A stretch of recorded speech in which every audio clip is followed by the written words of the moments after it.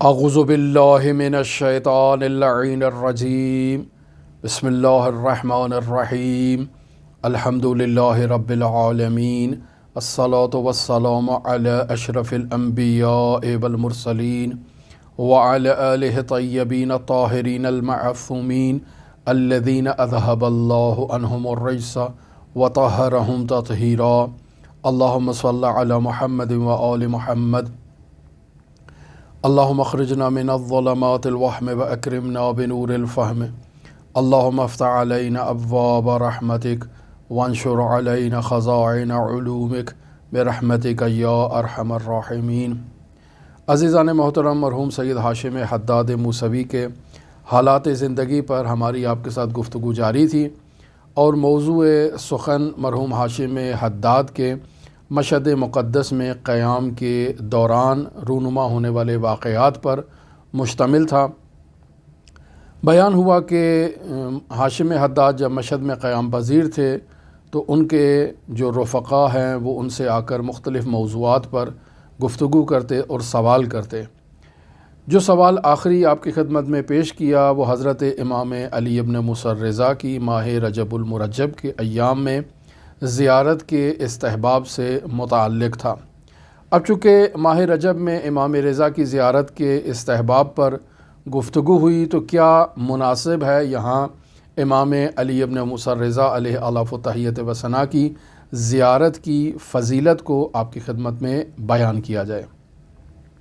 لہٰذا آیت اللہ طحرانی اور ہمارے دیگر علماء فقہاء مراجع محترم تقلید اس مطلب کو واشگاف الفاظ میں بیان کرتے ہیں کہ حضرت امام حسین علیہ الاف و تحیت و ثنا کی زیارت کی فضیلت کے بعد جس زیارت کی سب سے زیادہ تاکید کی گئی ہے بطور مطلق، یعنی ماہ مبارک رجب کی قید سے بھی ہٹ کے جس کی سب سے زیادہ تاکید کی گئی ہے وہ حضرت امام علی ابن موسیٰ الرضا علیہ الاف و تحیت و ثنا کی زیارت ہے۔ لہٰذا اگر روایات کی کتابوں کو اچھی طرح سے جستجو کیا جائے اور امام رضا کی زیارت کے موضوعات کو بیان کیا جائے کہ امام رضا کی زیارت کی فضیلت پر جو روایات بیان ہوئی ہیں ان میں کن کن موضوعات کو بیان کیا گیا ہے، اور روایات کو بھی تختی کر دیا جائے، یعنی جز جز کر کے باقاعدہ بیان ہونے والے جو فضیلت ہے اس کے موضوع کو وہاں سے نکالا جائے تو متعدد موضوعات بنتے ہیں۔ میں نے تقریباً 10 موضوعات کو یہاں جدا کیا ہے۔ آیت اللہ طحرانی اس قدر تفصیل سے ان فضائل کو نقل نہیں کر رہے، لیکن چونکہ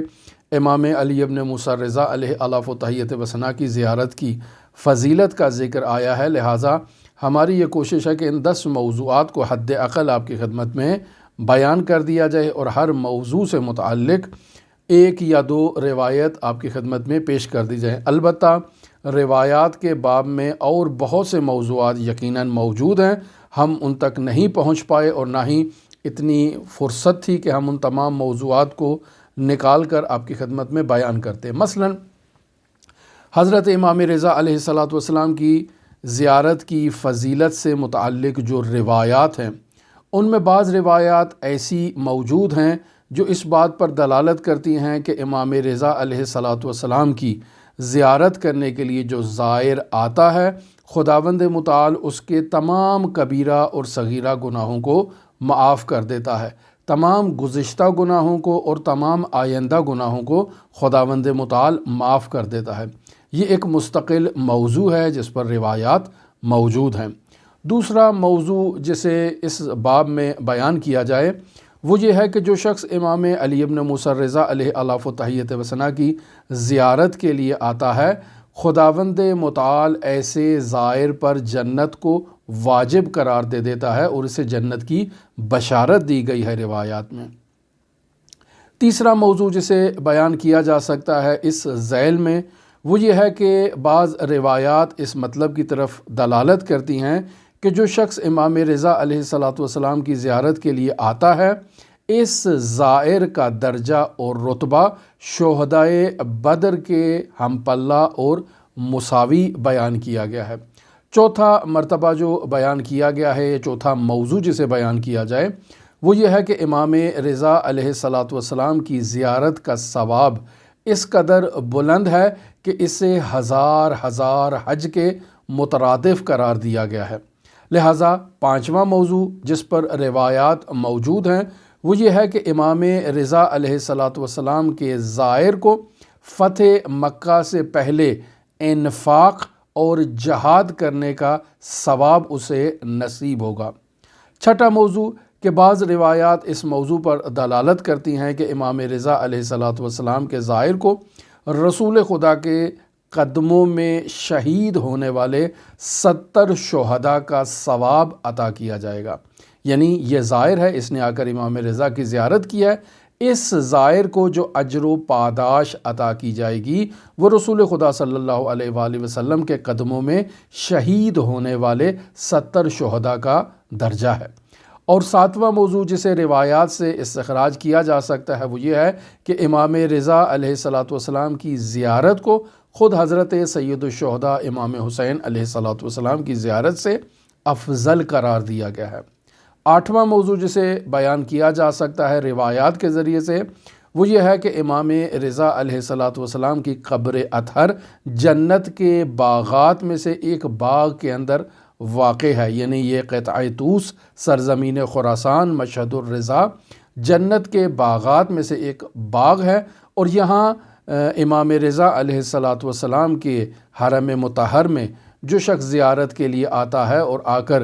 2 رکعت نماز امام رضا علیہ الصلاۃ والسلام کے سرح اقدس پر یا سرہانے پر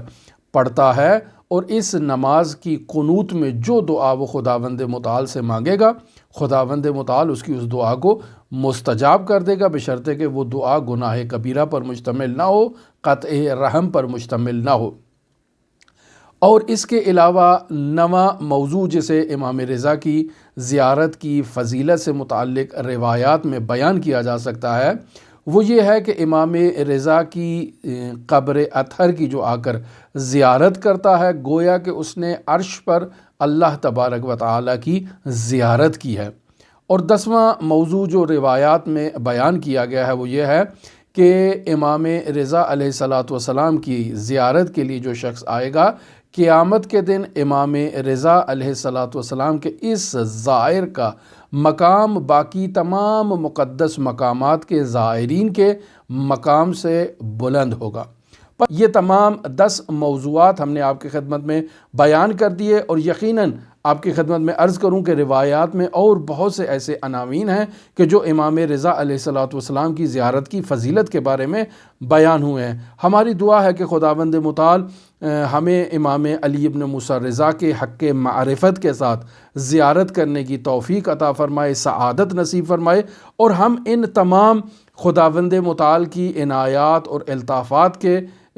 ہمیں بھی شامل حال ہوں اور ہم بھی ان سے بہرہ مند ہو سکیں جو ان روایات میں بیان ہوا ہے۔ ہمیں یہ سعادت نصیب ہے کہ ہم امام علی ابن موسیٰ رضا علیہ الصلاۃ والسلام کے جوار میں مقیم ہیں، لہٰذا آپ تمام عزیزان کے لیے امام علی ابن موسیٰ رضا علیہ الصلاۃ والسلام کی بارگاہ میں نائب الزیارہ بھی ہیں، اور خداوند متعال کے حضور آپ تمام عزیزوں کی سربلندی کے لیے اور آپ کے مرحومین کی مغفرت کے لیے دعا گو ہیں۔ اللہم صلی علی محمد و آل محمد وعجل فرج قائم آل محمد۔